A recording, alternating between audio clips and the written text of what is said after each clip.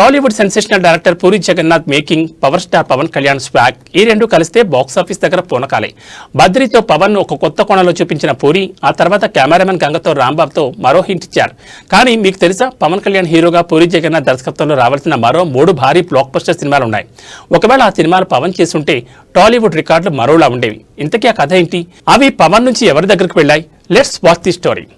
పూరి జగన్నాథ్ ఒక ఇంటర్వ్యూలో స్వయంగా వెల్లడించిన దాని ప్రకారం ఆయన కెరీర్ ఆరంభంలో రాసుకున్న 3 అద్భుతమైన కథలను మొదట పవన్ కళ్యాణ్కే వినిపించారట. అవే ఈడియట్, అమ్మా నాన్న ఓ తమిళమ్మాయి మరియు టాలీవుడ్ దశాదిశ మార్చిన పోకిరి. పూరి మాటల్లోనే చెప్పాలంటే పవన్ కళ్యాణ్ గారికి ఈ కథలు చెప్పినప్పుడు ఆయన చాలా ఎంజాయ్ చేశారు. సబ్జెక్టులు బాగున్నాయన్నారు, కానీ ఎందుకో అప్పుడు అవి పట్టాలెక్కలేవు. ఆయన ఈ కథలను వద్దని అనలేదు, కానీ చేయలేదు. అయితే పవన్ వదులుకున్న ఈడియట్ మరియు అమ్మా నాన్న ఓ తమిళమ్మాయి కథలు చివరికి మాస్ మహారాజా రవితేజ దగ్గరకు వెళ్ళాయి.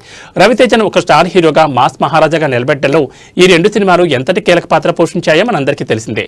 రవితేజ అసిస్టెంట్ డైరెక్టర్గా ఉన్నప్పటి నుంచే పూరికి మంచి మిత్రుడు కావడం, ఆయనపై ఉన్న నమ్మకంతోనే ఆ కథలు రవితేజతో చేసి హిట్లు అందుకున్నారు పూరి. ఇక 3వ సినిమా గురించి అయితే ప్రత్యేకంగా చెప్పక్కర్లేదు, అదే పోకిరి. ఒకవేళ పండుగాడు పాత్రలో పవన్ కళ్యాణ్ కనిపిస్తే ఎలా ఉంటుంది ఊహించుకుంటేనే గూస్ బంప్స్ వస్తున్నాయి కదా. కానీ రకరకాల కారణాల వల్ల ఆ ప్రాజెక్ట్ పవన్తో కుదరలేదు.